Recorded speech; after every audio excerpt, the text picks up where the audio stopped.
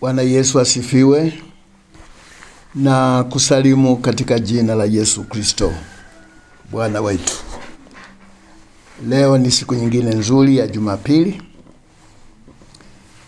Tunaendelea na mafundisho ya Biblia. Somo ninalokwenda kuendelea nalo leo ni lile nililoahidi Jumapili iliyopita kuhusu utawala wa mnyama. Nilisema kwamba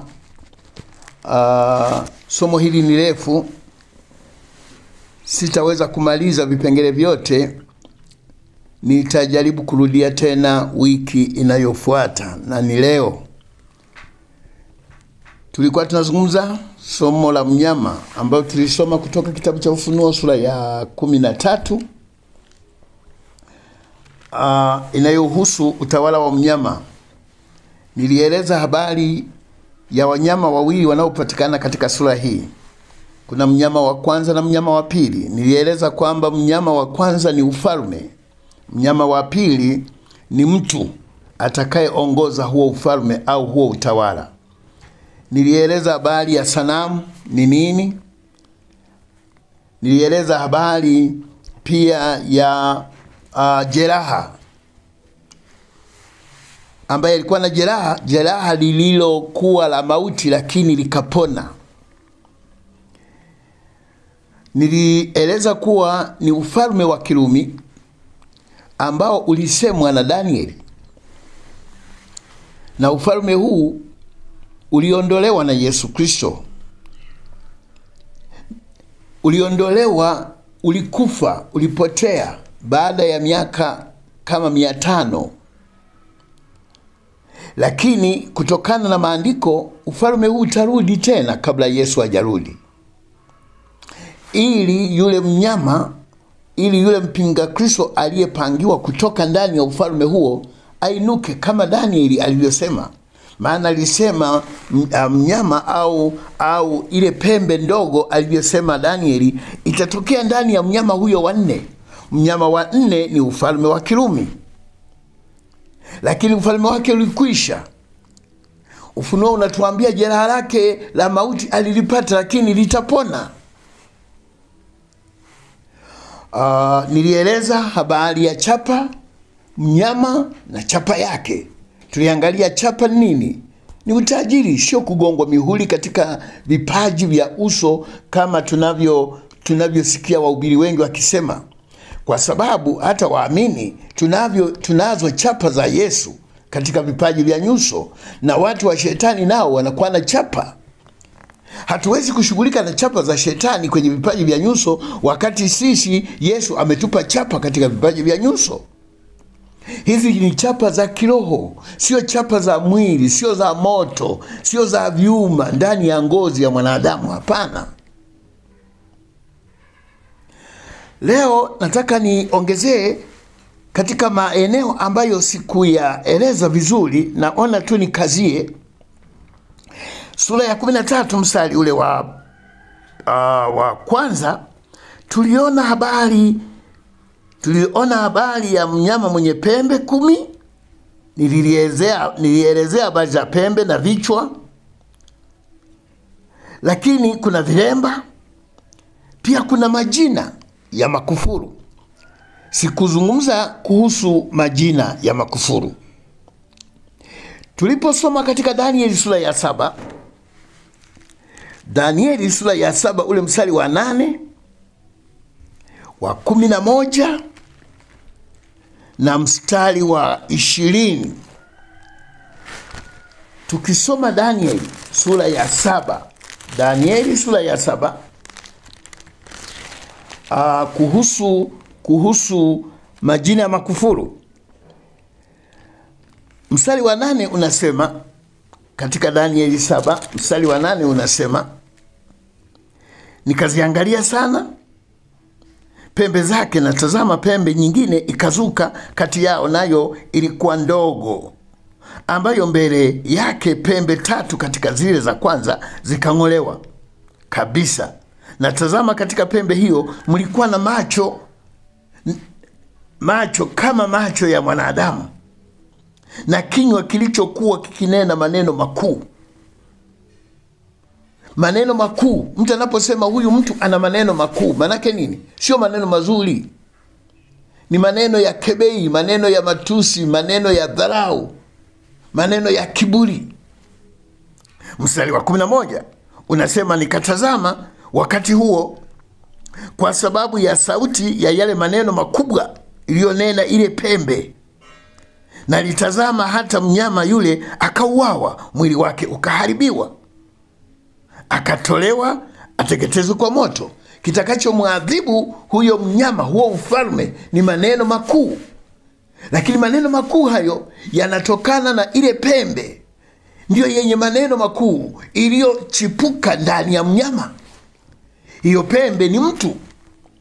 Mstari wa 20 unasema, na habari za zile pembe 10 zilizokuwa kichwani mwake, na ile pembe nyingine iliyozuka, ambayo mbele zake zilianguka pembe 3, yani pembe ile yenye macho na kanwa lililonena makuu, ambayo kuonekana kwake kulikuwa hodari kuliko wenzake. Kwa hiyo Danieli alizungumza juu ya pembe ambayo ina maneno makuu. Tunapokuja kwa Ufunuo sio kwamba Yohana anatabiri, anatufafanulia unabii wa Danieli. Yeye anasema hayo maneno makuu ni maneno ya makufuru. Ndio tafsiri yake, makufuru. Atakuwa na kufuru juu ya nani? Kufuru juu ya Mungu. Huyo mnyama atakuwa na kufuru juu ya Mungu. Ufalme huo utakuwa na kufuru juu ya Mungu. Ndivyo tunavyosoma ule mstari wa 5 katika Ufunuo 13 mstari wa 5 unasema, naye akapewa kinywa cha kunena maneno makuu ya makufuru, akapewa uwezo wa kufanya kazi yake miezi 42, akafunua kinywa chake amtukane Mungu na kulitukana jina lake na maskani yake na wakao mbinguni. Maskani, kutukana maskani ya Mungu. Maskani ya Mungu ni nini? Ni kanisa. Wakao mbinguni ni nani? Atawatukana na wakao mbinguni. Wanaokaa mbinguni ni nani? Watu wengine wanasema ni malaika. Mbingu ni wale wanaoishi. Anaposema wakao mbinguni, ni wale wanaoishi katika maisha ya kiroho, wanaotenda kazi katika ulimwengu wa kiroho. Hao ndio wakao mbinguni. Hao ni waamini, hao ni watakatifu. Hilo ni kanisa. Atamtukana Mungu, atalitukana jina lake, atatukana maskani yake, atawatukana wakao mbinguni. Tunafafanuliwa yale maneno makuu yaliyotabiriwa na Danieli, yakinenwa na ile pembe ndogo. Kwa hiyo haya makufuru ya kutukana yatatukana wakati huo. Lakini turudi katika kuunganisha maandiko. Yule Paulo katika Tesalonike, naye anatusaidia kutuelezea jambo hili. Tesalonike ya pili, Watesalonike wa pili, ile sura ya 2 mstari wa 3, anasema, mtu awaye yote asiwadanganye kwa njia yoyote, maana haiji, yani hiyo siku ya kuja kwa Bwana haiji, usipokuja kwanza ule ukengeufu, akafunuliwa yule mtu wa kuasi.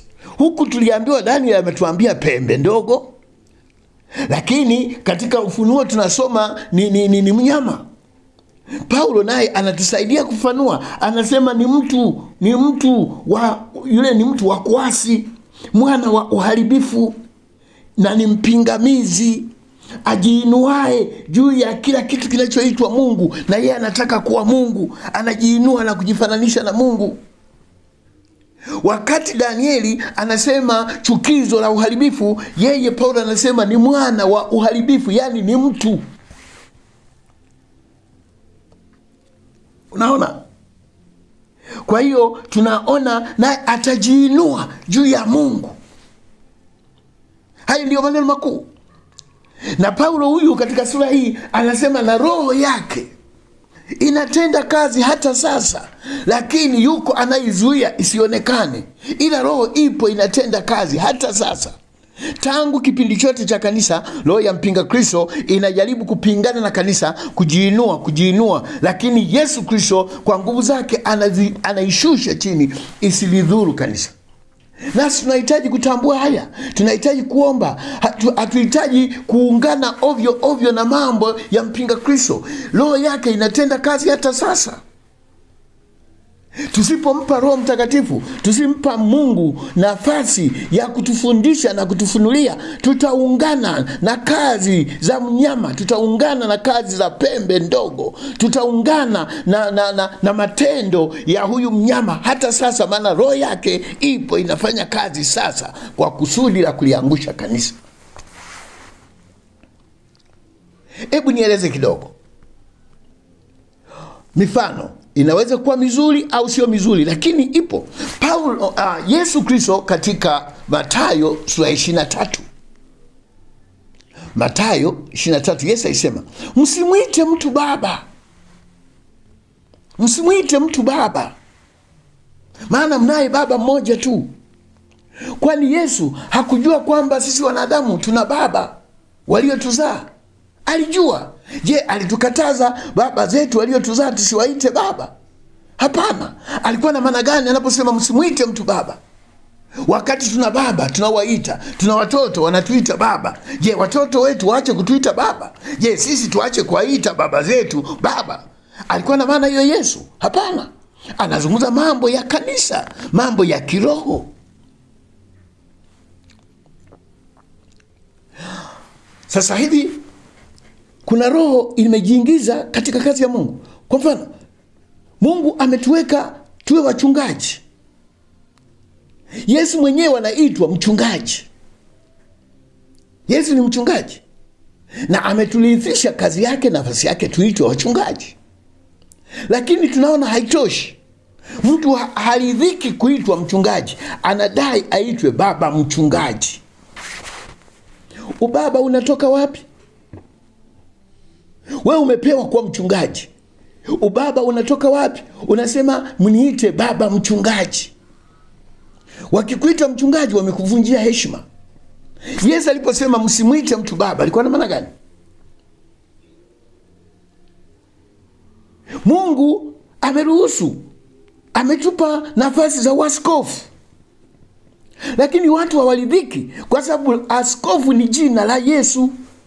Yesu anaitwa mwangalizi. Ni mwangalizi. Yesu ni mwangalizi. Ukisoma kitabu cha Petro kinakwambia Yesu ni mwangalizi. Katika Biblia ya Kiingereza inasema Jesus is a bishop of our souls. Yeye ni mwangalizi wa roho zetu. Ni bishop, ni askofu wa roho zetu, mwangalizi wa roho zetu.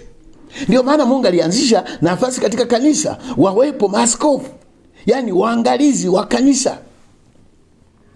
Lakini mtu hakubali kuitwa askofu, anadai aitwe baba askofu. Baba askofu. Hii roho imeletwa, imetokana na mnyama, imetokana na roho ya mpinga Kristo. Inaliingilia kanisa. Zaidi ya hiyo, tumevuka zaidi. Watu wanaitwa baba mtakatifu. Sasa baba mtakatifu ni jina la nani? Sio la Mungu. Baba askofu, kama Yesu ni askofu, alafu mimi nikaitwa baba askofu. Kama Yesu ni mchungaji, mimi nadai niitwe baba mchungaji. Hizi ni dalili. Biblia inaposema kwamba kutakuwa na majina ya makufuru, haya majina yote yameanzishwa ndani ya kanisa la Roma. Alafu sisi wote tunaiga, wote tunachukua huko. Paulo anaposema roho hiyo inatenda kazi hata sasa, tujiangalie. Na sio hiyo tu, nimetolea ni mfano. Iko mifano mingi ambayo tunachukua huko. Mungu atusaidie sana. Tulisoma jeraha la mauti lililopona. Nikaeleza kwamba jeraha la mauti ni ule ufalme wa Rumi ulioangushwa, utapona, utainuka tena. Tuliona hivyo katika sura ya 13 mstari wa 3. Lakini nikuongezee tena, tukisoma sura ya 17, anarudia kueleza sura ya 17 mstari ule wa 7 na wa 8. Ufunuo 17, nianze kusoma mstari wa 7. Anasema, na yule malaika akaniambia, kwani kustaajabu? Nitakuambia siri ya mwanamke huyu na mnyama huyu amchukwae. Mwanamke ni kanisa lililobebwa na mnyama. Mwanamke aliyebebwa na mnyama.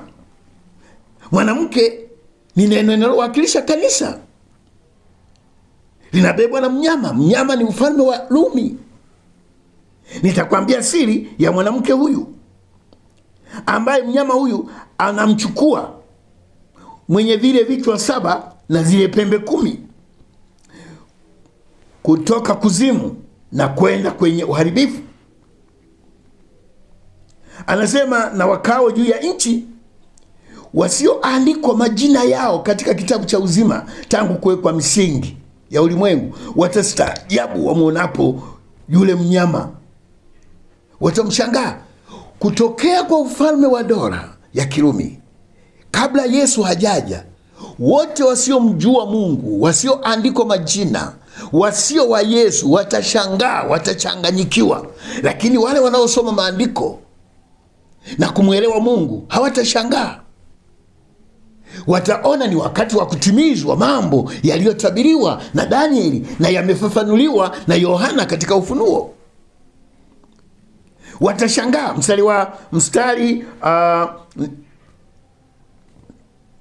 Mstari ule wa 8 nasoma tena, yule mnyama, mstari wa 8 wanasema, yule mnyama uliyemwona alikuwako, naye hayuko, naye yuko tayari kupanda kutoka kuzimu na kwenda kwenye uharibifu. Huyo mnyama alikuweko, sasa hivi hayuko, lakini atakuja na atapanda kuelekea kuzimu, kuelekea mauti, kuelekea maangamizi. Huyo mnyama ambaye alikuweko ni ufalme uliokuweko, sasa hivi hauko, umeanguka, lakini utatokea. Ndipo watu wasiomjua Mungu watakaposhangaa. Mstari wa 9, hapo ndipo penye akili zenye hekima. Vile vichwa 7 na milima 7 anayokalia mwanamke huyo, huu ni utawala wa kanisa la Kirumi. Navyo ni wafalme 7, 5 wamekwisha kuanguka na mmoja yupo na mwingine hajaja bado, naye atakapokuja imempasa kukaa muda mchache. Huyo ndio mpinga Kristo ambaye ataungana na ataletwa na mnyama wa kwanza, na yeye atasimamia huo ufalme na kubeba mwanamke. Ndio maana ukisoma katika sura 17 hiyo anapozungumza juu ya kahaba mkuu wa machukizo, ule mstari wa 6 unasema, nikamwona yule mwanamke amelewa kwa damu ya watakatifu. Kwa sababu kanisa la Kiroma lilihusika kuwaua watakatifu na litahusika kuua watakatifu pia. Lilihusika na litahusika. Hayo ni mambo ambayo sikuyaeleza, lakini nimekuonyesha. Tunasoma habari ya vita. Nilieleza na kutaja kwamba kazi ya mnyama ni kufanya vita na watakatifu. Watu wanasema vita, wanasema dhiki italetwa kwa ajili ya watu waliomkataa Mungu. Na nilieleza Jumapili iliyopita kwamba watu wameshindwa kutofautisha neno dhiki. Imekamatwa sana na wahubiri, wanatumia neno dhiki. Lakini Danieli alipokuwa anatabiri juu ya jambo hili, mambo yatakayoletwa na mpinga Kristo na mnyama, hakutumia neno dhiki, alitumia neno vita. Ataleta vita na watakatifu. Na Ufunuo unasema ataleta vita na watakatifu, atafanya vita na watakatifu. Tunapofuatilia rejea, tunaona Yesu anapotufafanulia unabii wa Danieli, yeye hatumii vita, anasema ataleta dhiki. Kwa hiyo Yesu ndiye aliyetufungua kwamba kumbe vita inayosemwa na Danieli, kumbe vita inayosemwa na Yohana ndio dhiki. Dhiki ya watakatifu au vita ya watakatifu. Na hii dhiki inaitwa dhiki kuu, na hii vita inaitwa vita kuu. Kwa nini inaitwa vita kuu? Kwa nini inaitwa dhiki kuu? Wengine wanaeleza kwamba inaitwa dhiki kuu kwa sababu mateso yake hayajawahi kutokea tangu kuumbwa kwa ulimwengu. Ni mateso makali ambayo hayajawahi kutokea. Mimi nakwambia hapana, hiyo sio kweli. Inaitwa dhiki kuu au vita kuu kwa sababu historia yote ya kanisa kumetokea dhiki, kumetokea kufungwa kwa Wakristo, kuteswa kwa Wakristo, kuuawa kwa Wakristo, kunyamazishwa kwa Wakristo. Mateso mbalimbali yametokea duniani kulitesa kanisa na kulidhalilisha. Lakini hii vita na mateso yamekuwa yakitokea nchi moja moja. Hata yamesababisha hata ukimbizi wa Wakristo. Wakimbizi wanatokea, wakimbizi wanakimbia nchi moja, wanakimbilia nchi nyingine. Kumetokea na vita nchi mbalimbali duniani, nchi hii, nchi ile. Hata kumetokea utawala wa kikomunisti. Watu wameteseka, Wakristo wameuawa katika nchi za kikomunisti. Wengine wamekimbilia nchi zisizo na ukomunisti, kwa sababu mateso haya yalikuwa yanahusu nchi fulani. Hii inaitwa dhiki kuu, inaitwa vita kuu kwa sababu haitakuwa na mahali pa kukimbilia. Maana mtawala atakuwa mmoja dunia yote. Huwezi kukimbia kutoka huku kwenda huku, utawala ni ule ule. Huwezi kukimbilia huku, utawala ni ule ule. Sheria ni ile ile, mateso ni yale yale. Itaenea ulimwengu mzima. Haitakuwa ni ya nchi fulani na nchi nyingine zikapona. Hapana, itakuwa ni ya ulimwengu. Shida na dhiki itakuwa ya ulimwengu. Ndio maana inaitwa dhiki kuu, na ndio maana inaitwa vita kuu. Haitwi dhiki kuu kwa sababu mateso yake yatakuwa makali kupita kawaida. Hapana, ni mateso yale yale, lakini yataenea dunia nzima. Ndio maana na inaitwa vita kuu. Hasa watu kwa kutambua maandiko wanakubali, wanasema Yesu atakapokuja atakusanya jeshi la watakatifu watakaofanya vita na majeshi ya mpinga Kristo. Watafundishwa silaha, watafundishwa namna ya kutumia silaha, watapigana kwenye uwanja wa vita na Mungu atasimama pamoja nao. Sijui watakuwa na bunduki, sijui watakuwa na mabomu, sijui. Alafu watashinda vita. Wanakubali kupigana vita, wanakataa dhiki kuu, wanaikubali vita. Vita kuu ndio dhiki kuu. Vita kuu ndio dhiki kuu. Unaweza ukasoma, tumeona katika Ufunuo 13 mstari wa 7. Mstari 13 mstari wa 7 unasema, tena akapewa kufanya vita na watakatifu na kuwashinda. Akapewa uwezo juu ya kila kabila na jamaa na lugha na taifa. Ataenea dunia yote, kila lugha, kila taifa, kila jamaa. Atafanya vita vya watakatifu. Hasemi dhiki, anasema vita. Watu wanasema tutakwenda kwenye uwanja wa vita na bunduki na mishale na mikuki. Hapana. Dhiki, maana ni dhiki, kusudi lake ni kuwatoa watu kwenye imani ya Kristo ili wamwandamie yule mpinga Kristo, na watakatifu watakataa. Kule kukataa watasababisha mateso. Dhiki kuu, vita hii haiwahusu watu wasiomjua Mungu, haiwahusu watu wasiookoka, wala hatuna sababu ya kuwatishia. Hiki ni kipimo cha watakatifu watakaokubali kupata tabu, lakini wasimwache Yesu na imani yake. Wale watakaokuwa dhaifu wataacha imani na kumfuata mpinga Kristo. Tukienda kwa upande mwingine, tunaweza kusema, je, dhiki hii au vita hii atasababisha nani? Watasababisha watu wa Kristo, kwa sababu ya kumkataa mpinga Kristo. Kama watamkubali, hakuna vita. Wakimkataa, kutakutokea vita. Atakayesababisha vita ni Wakristo kumkataa mpinga Kristo na kukataa kumfanyia ibada, kumkataa kwamba yeye sio Mungu, kumkataa kwamba yeye sio wako kuabudiwa. Tusipotoshe maandiko. Vita ndio dhiki. Unaweza ukasoma, tukienda sura ya 16, Danieli 16, inazungumza habari vile vitasa 7. Kuna kitasa cha kwanza, cha pili mpaka cha 5. Ukiingia kitasa cha 6, tunaona mstari wa 13,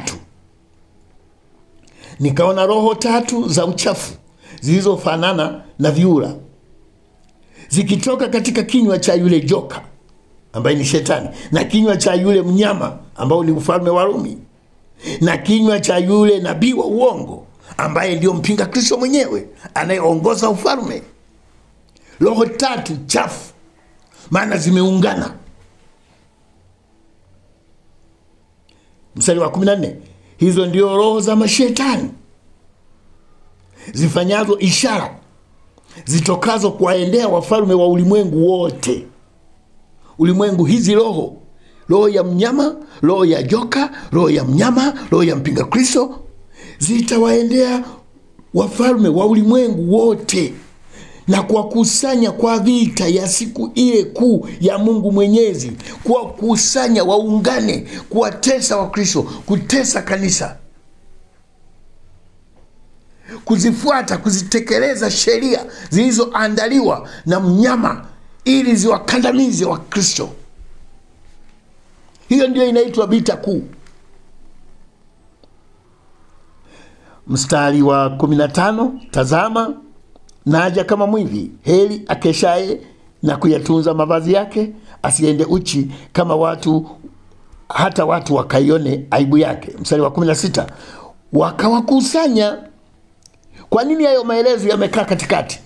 Anataka kufafanulia yamekaa kwenye mabano, manake habari inaendelea. Mstari wa 16 unaungana na mstari wa 14. 15 umekaa katika mabano kutupanua ufahamu. Wakawakusanya hata mahali paitwapo kwa Kiebrania Halmagedoni. Nilieleza kwamba neno Halmagedoni ni neno ambalo asili yake linatokana na neno Megido. Megido ilikuwa ni bonde au sehemu ya kupigania vita vya wana wa Israeli na mataifa yote yaliyowazunguka. Vita vilifanyika katika bonde la Megido. Katika Kiebrania hili neno Megido lililozaa vita vya Halmagedoni. Halmagedoni maana yake ni vita vilivyofanyika katika eneo la Megido. Kwa nini vinaitwa vita vya Megido? Ni kama vile mataifa walivyokusanyika wote kwenda kinyume na Israeli na kupigana katika Megido. Ndivyo itakavyokuwa, mataifa yote wataungana kulipiga kanisa. Vitafananishwa na vita vya Megido. Ndio maana inaitwa vita vya Armageddon.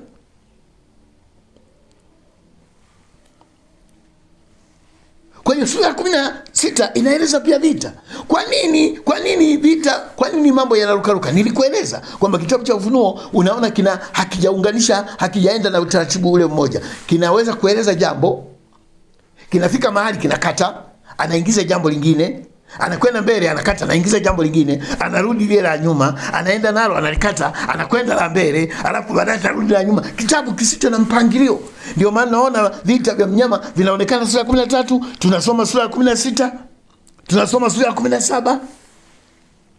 Vinaelezwa pia hata sura ya 20.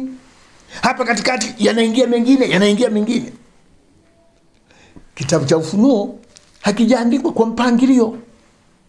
Hii ni kanuni moja ambayo usipoijua, kitabu cha Ufunuo kitakupoteza. Maana unakwenda inafika mahali anakata hiyo habari, anaanza mafunuo mengine. Wewe unaendeleza, unafikiri ni kitu kimoja, kumbe amerudi ameanza kitu kingine. Anafika mahali anarudi tena lile la kwanza, au anaenda tena la mbele. Tunaona sura 16 anaeleza hivyo vita. Ni vita vile vile vitakavyoletwa na mnyama na mpinga Kristo. Sura ya 17 mstari wa 14 anataja tena hiyo vita. 17:14 anasema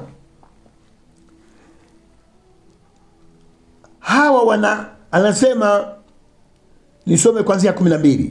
Na zile pembe 10 ulizoziona ni wafalme 10 ambao hawajapokea ufalme bado, lakini wapokea mamlaka kama wafalme muda wa saa moja pamoja na yule mnyama huyu, au pembe hii au ufalme wa Rumi utakapokuwa inainuka, utainuka pamoja na falme nyingine zenye nguvu duniani, falme 10 ambazo baadaye zitamkabidhi mamlaka yake, na kukabidhiwa mamlaka yake kutamwezesha huyu mnyama kutawala dunia nzima.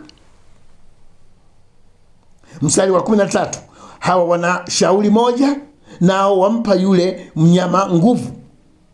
Watampa nguvu huyo mnyama, watampa nguvu zao na mamlaka yao. 14, hawa watafanya vita na mwana-kondoo, na mwana-kondoo atawashinda, kwa maana yeye ni Bwana wa mabwana na mfalme wa wafalme, na hao walio pamoja naye ndio walioitwa na wateule na waaminifu.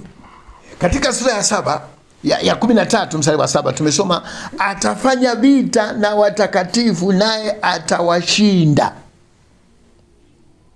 Katika sura ya 17 atafanya vita na mwana-kondoo naye atawashinda. Kwa nini sura ya 13 inasema atafanya na watakatifu na kuwashinda? Kwa sababu atakuwa na mamlaka juu yao kufanya lolote analotaka kufanya juu ya watakatifu. Na kwa nini sura ya 17 inasema watafanya vita na mwana-kondoo atawashinda? Kwa sababu mwana-kondoo atasimama pamoja na kanisa. Matazamio yao ya kulishinda kanisa kwamba litawaelekea halitafanikiwa. Mwana-kondoo atakuwa amesimama na kanisa kulitia nguvu. Mwana-kondoo atawashinda. Hata watakatifu anaposema watashindwa ni kwa namna hii. Kwa mfano kama umeambiwa mwache Yesu, umeambiwa umwache Yesu, ukakataa, alafu ukakamatwa ukatiwa gerezani kwa kukataa kumwacha Yesu, umeshindwa,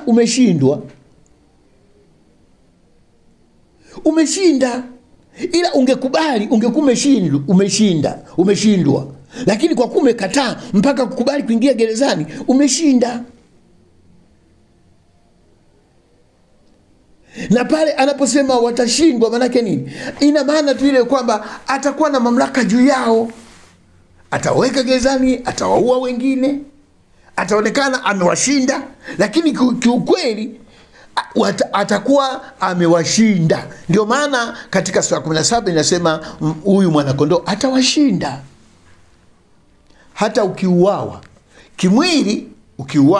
kimwili utaonekana umeshindwa, lakini kiroho umeshinda. Maana kuna pande mbili za mwili na roho. Yesu alisema msiwaogope wale wanaoua mwili, wasiue roho. Msiwaogope. Muogopeni yule anayeua roho, anaua na mwili. Akikuua kimwili ameshinda, lakini kiroho umeshinda. Ndio maandiko yanavyotufundisha. Na vyote hivi ni unabii wa Danieli. Kutoka Danieli 7 mstari wa 21 unasema vita. Sura ya 8 Danieli inazungumza habari ya vita. Hebu nikuonyeshe. Nirudi kidogo kwa Danieli kwa sababu tunalinganisha. Tunasema Yohana hatabiri, anatufafanulia unabii wa Danieli. Ndio maana tunakataa kwamba Yohana alikuwa hatabiri, ila anatusaidia. Katika 7 Danieli mstari wa 21 unasema, nikatazama ile pembe, nikatazama na pembe hiyo hiyo ilifanya vita na watakatifu ikawashinda. Ilishindaje? Tunapata ufafanuzi pia katika kitabu cha Ufunuo sura ya 8 mstari wa 24. Tunasoma maneno haya za huyo mnyama, huyo mpinga Kristo. Anasema, na nguvu zake zitakuwa nyingi mno, lakini si kwa uwezo wake mwenyewe, naye ataharibu kiasi cha kustajabisha watu na kufanikiwa. Atakuwa na nguvu nyingi mno, lakini sio kwa uwezo wake. Utakuwa ni uwezo wa nani? Tumesoma katika sura ya 13, atapewa uwezo na joka. Unaona? Na Daniel alitangulia kusema atakuwa na nguvu, lakini si kwa uwezo wake. Yohana anatuambia sio uwezo wake, kwa sababu atakuwa amepewa uwezo na nyoka. Sije, sasa Danieli, Ufunuo, Yohana anatufafanulia au anatutabiria? Tuwe tunaelewa lugha za Biblia. Tusijaze yale tulioambiwa na watu waliokosea, alafu kashika kwamba kwa kuwa mimi niliambiwa hivi basi mimi nabaki hivi hivi. Hapa Yohana anapotuambia anatutabiria au anatufafanulia? Anatufunulia. Ukienda sura ya 10 ya Danieli mstari wa 1 unasema, katika mwaka wa 3 wa Koreshi mfalme wa Uajemi, Danieli ambaye jina lake aliitwa Belshaza alifunuliwa neno, na neno lile lilikuwa kweli, maana ni vita vikubwa. Alifunuliwa juu ya mambo yanayohusu vita vikubwa. Vita kwenye hivyo vita tunapata maelekezo yake katika Ufunuo sura ya 12 ya Danieli. Sura ya 12 ya Danieli inasema mstari wa 1, wakati huo Mikaeli atasimama, jemadari mkuu asimamaye upande wa watu wa wana wa watu wako. Jemadari mkuu, Yesu ni jemadari mkuu na ndiye Mikaeli. Sasa jemadari anajulikana wapi? Ujemadari, mtu unaposema huyu ni jemadari wa jeshi, jemadari wa vita, ujemadari anaupatia wapi? Manake katika vita Yesu atasimama na kanisa kupigana vita, kuwapigania. Ndio maana anaitwa jemadari. Hata leo tunamuita Yesu ni jemadari kwa sababu anatupigania, na wakati huo atasimama kulipigania kanisa ili lisipotee. Kwa hiyo tumeona kwamba uwezo wa shetani, uwezo wa mnyama, uwezo wa mpinga Kristo utatolewa, utapewa na mnyama.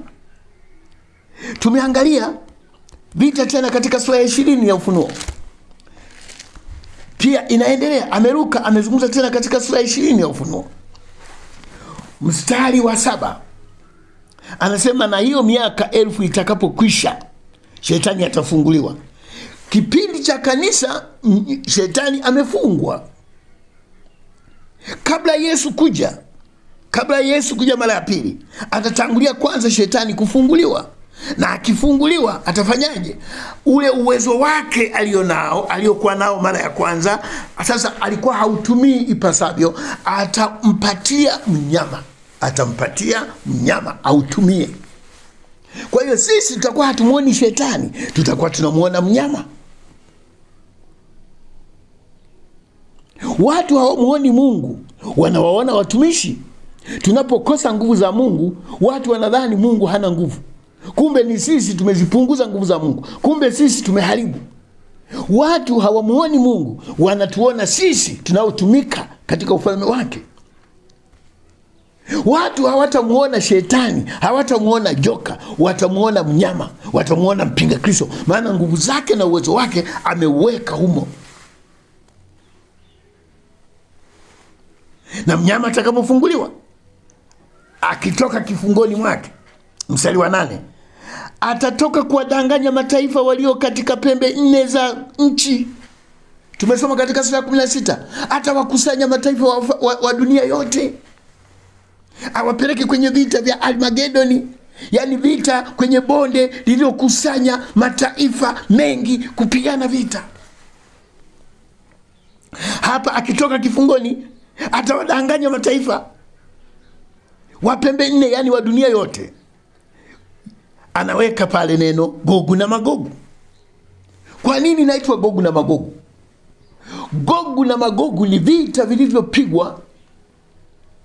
Waliungana mfalme wa Gogu, mfalme wa Tubali, mfalme wa Mesheki na wafalme wengine waliungana ili kuipiga Israeli.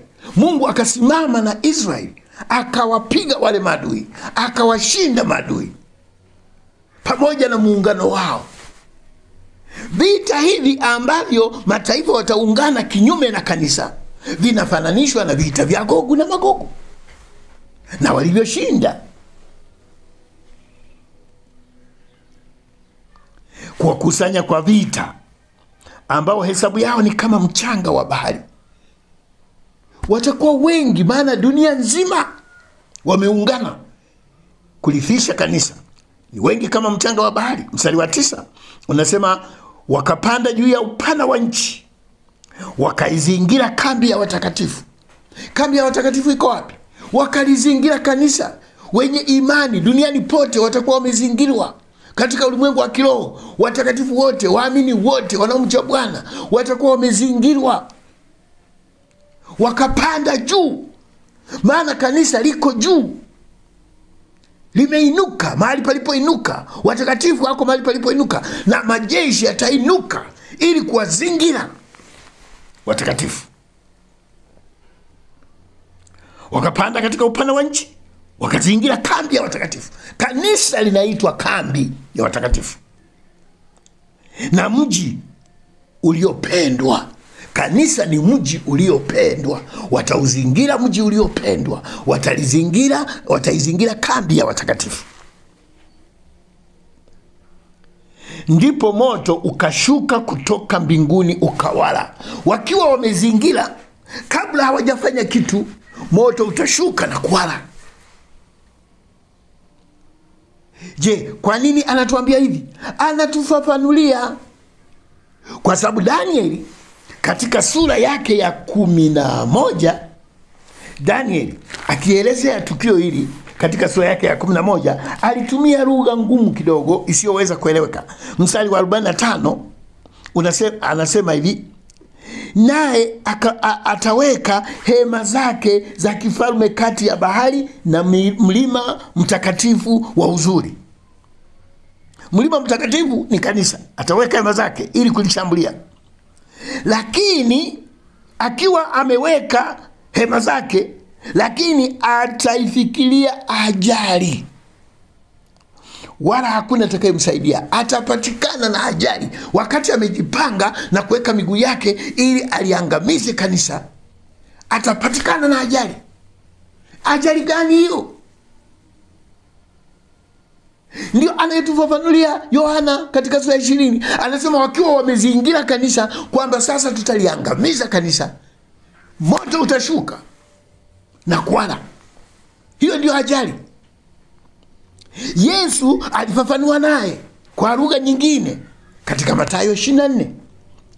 Anasema siku hizo zitafupizwa. Wakati mpinga Kristo amejipanga kuwatesa watakatifu, Bwana atazikatisha siku, atazifupisha. Bila kuzifupisha siku, watakatifu wangeangamia wote, lakini Bwana atazikatiza siku. Hiyo ndio ajali iliyosemwa na Danieli Yesu anatufafanulia hiyo ajali, maana yake Mungu atazikatiza siku za mipango ya shetani aliyokusudia kuliharibu kanisa, haitafanikiwa. Yohana anasema wakati wamezingira kanisa, wanataka waliangamize, moto utashuka na kuwala. Hiyo ndio ajali. Je, Yohana katika Ufunuo anatutabilia au anatufafanulia unabii wa Danieli ili tuuelewe vizuri zaidi? Je, Yesu katika Mathayo alikuwa anatabiri au alikuwa anatufunulia? Anatufafanulia. Tusichanganye Biblia. Ndio maana tunasema kitabu cha Ufunuo hakitabiri mambo yajayo. Na nitaendelea kukupa ishara kila ninaposimama katika kitabu cha Ufunuo. Najua watu wengi wanakasirika, watu wanapinga, watu wanachukia, kwa sababu kuna mtu aliwapandikiza kwamba kitabu cha Ufunuo kinatabiri mambo yajayo, maana ni unabii.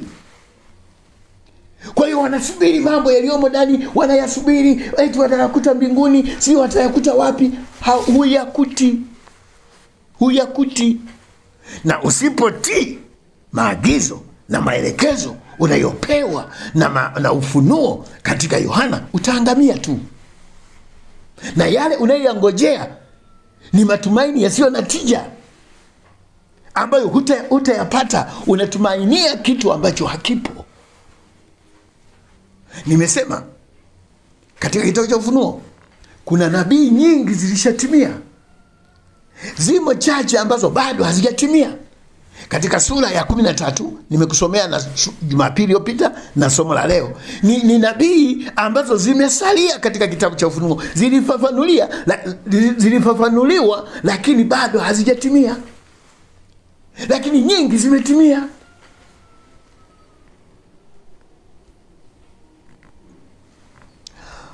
Jambo lingine ambalo nataka kueleza ni kuhusu chukizo la uharibifu. Chukizo la uharibifu. Danieli alizungumza sana habari za chukizo la uharibifu. Sura ya 7 ya Danieli, sura ya 8 ya Danieli, sura ya 9 ya Danieli, sura ya 11 ya Danieli, sura ya 12 ya Danieli. Kuna sura 5.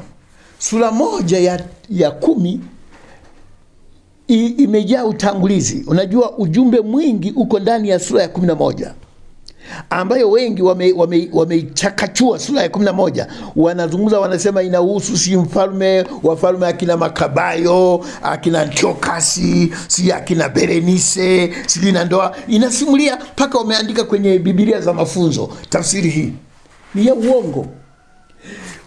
Maelezo marefu ya siku za mwisho na ufalme wa mnyama unaelezwa ndani ya sura ya 11. Imewashinda watu wengi kuifasiri, hata wanasema ilishatimia. Ilitimia wapi? Kwa kina Makabayo. Sura ya 10 ilitoa ni kama utangulizi wa mambo yatakayotokea sura ya 11. Sura ya 12 inahitimisha matukio yaliyotokea sura ya 11. Kwa hiyo sura ya 10 ni utangulizi wa matukio ya sura ya 11. Sura ya 12 inahitimisha mambo yaliyotokea katika sura ya 11. Ndio maana sura ya 10 tunaona haizungumzi habari haihusu habari ya machukizo. Lakini chukizo la uharibifu maana yake ni yule mnyama, ile pembe kuwaingilia watakatifu. Ndio inaitwa chukizo la uharibifu, na kujifananisha na Mungu. Maelezo haya yapo ndani ya sura ya 7. Ingawa neno chukizo hatulioni, lakini maelezo yaliyomo ndani ya sura ya 7 ni machukizo kwa kanisa. Sura ya 8 tunaona vita pia vya kanisa vya mnyama akijiingiza kupigana na watakatifu ili abudiwe. Sura ya 8. Lakini neno chukizo hatulioni, ingawa matendo yaliyomo ndani ya sura ya 7 ni machukizo. Sura ya 9 kadhalika, lakini katika sura ya 9 ndio inatamka na neno kabisa, chukizo, atasimamisha chukizo la uharibifu. Sura ya 9 mstari wa 27 ndio tunaliona kwa mara ya kwanza tamko la chukizo la uharibifu. Ukiendelea utaona hili neno chukizo la uharibifu linajirudia katika sura ya 11 ule mstari wa 31. Katika mambo yote yatakayotendeka ndani ya sura ya 11 tunaona ule mstari wa 31 anarudia tena, anasema na wenye silaha watasimama upande wake, nao watapatia unajisi mahali patakatifu. Kupatia unajisi mahali patakatifu maana yake nini? Kuingiza ibada za sanamu ndani ya kanisa, kuwalazimisha watakatifu waabudu sanamu, waingize mabaya, na watakatifu watakataa, watapanajisi patakatifu. Ndio ngome, kanisa litakuwa ndio ngome, lakini watataka kuingiza unajisi. Na wataondoa sadaka ya kuteketezwa ya kila siku. Sadaka tulieleza katika vipindi vilivyopita, kuwaondolea sadaka ni kuwaondolea ibada ya kweli ili waabudu ibada ya uongo. Anasema nao watalisimamisha chukizo la uharibifu. Chukizo la uharibifu litasimamishwa. Badala ya kuwa na ibada ya Mungu, watalisimamisha chukizo la uharibifu linalochukiza, ibada inayochukiza, aliyechukua nafasi ya Mungu. Tunaona kutajwa mara ya pili. Mara ya tatu tunaona chukizo la uharibifu linatajwa sura ya 12 mstari wa 11. Anasema na tangu wakati ule ambapo sadaka ya kuteketezwa ya daima itaondolewa, yani ibada za kweli zitaondolewa, na hilo chukizo la uharibifu litakaposimamishwa. Wakati unaondoa hiki kizuri, unabadilisha kitu kibaya cha kuchukiza, ambaye tumeona Paulo anasema atatokea mwana wa uharibifu. Sio chukizo la uharibifu, mwana wa uharibifu. Manake atakuwa ni mtu aliyeasi, aliyempingamizi juu ya mambo ya Mungu na kujifananisha na Mungu. Ndio inaitwa chukizo la uharibifu, kwa sababu chukizo kubwa la Mungu ni kuabudu sanamu badala ya kumwabudu Mungu. Hilo ni chukizo, na ndio liwaangamiza wana wa Israeli na wa Yuda hata kwenda utumwani, kwa sababu waliruhusu ibada za sanamu badala ya kumwabudu yeye. Chukizo la uharibifu. Yesu katika Mathayo 24 mstari wa 15 anatoa dalili ya mwisho wa ulimwengu. Ameeleza dalili huko nyuma nyingi. Amesema hizo sio za mwisho, msitishwe mtakapoziona hizo, msitishwe. 15 anasema mtakapoona chukizo la uharibifu lililonenwa na Danieli. Asomaye afahamu. Manake ni katika dalili zote, mtakapoliona chukizo la uharibifu, mjue wakati umefika. Na katika Mathayo anasema kizazi hicho hakitapita. Yani mtakapoliona chukizo ni mpinga Kristo kujitokeza na ufalme wake. Atakapojitokeza, mjue wakati umekwisha. Hasemi ndio Yesu anakuja kuwachukua, hapana, hasemi hivyo. Anasema, kiendelea kusoma, anasema kizazi hicho hakitapita. Kutokea kwa chukizo la uharibifu, basi mjue Yesu yu karibu, maana kizazi hicho hakitapita.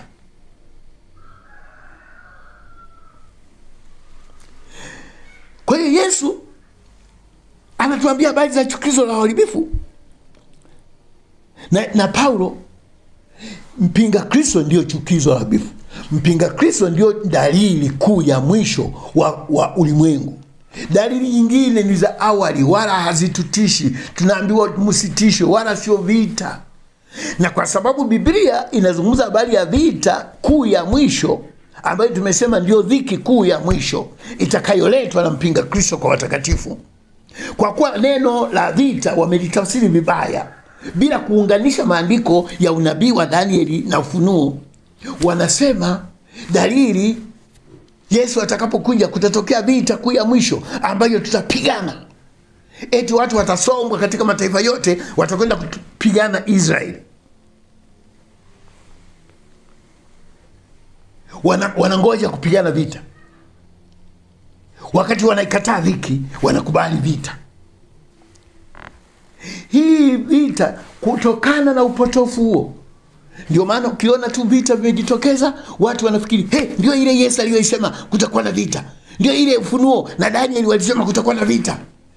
Inatokea vita vya kina Saddam, vimefika. Vimeisha, wamenyamaza. Vinakuja sijui vita vya nini, vimefika vya Israeli, Palestina, vimefika. Vita vikuu vya mwisho vimeisha, wananyamaza. Vinakuja sijui vya Ukraine, vita vimefika. Vile ambavyo tunasoma katika Ufunuo vimekwisha, wananyamaza.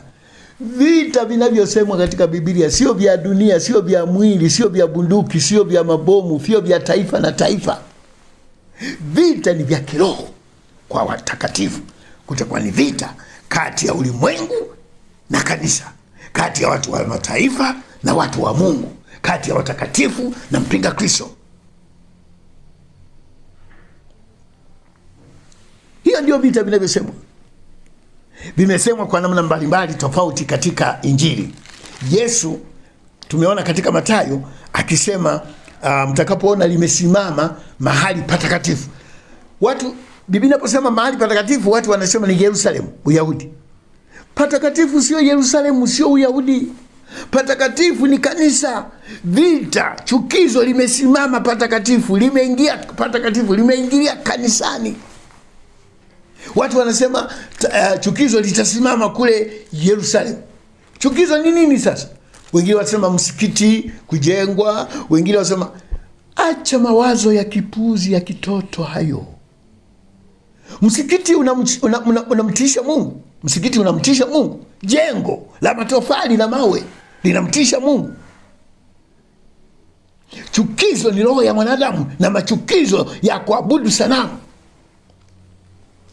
sio jengo. Hata nilisoma mwandishi mmoja wa vitabu akijidai kutafsiri vitabu vya unabii, anasema chukizo itakuwa ni kuambia watu wale nguruwe. Kweli. Alafu ndio liwe chukizo mpaka limshushe Mungu kwa sababu watu wanakula nguruwe. Ukisoma Marko, yeye aliandika kwa kutumia lugha tofauti. Marko 13 anasema 13:14 Marko, lakini mlionapo chukizo la uharibifu likisimama pasipolipasa.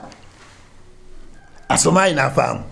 Wakati Mathayo anasema mahali patakatifu, Marko anasema mahali pasipolipasa. Chukizo linasimama mahali pasipolipasa. Chukizo linaingilia kuabudiwa. Mtu anaingilia kuabudu, anaingia na kuwakanyaga watakatifu mahali ambapo hapa muhusu. Sasa wanasema eti ni kukanyaga mji wa Yerusalemu. Kuna mtu ambaye hapasi kukanyaga Yerusalemu?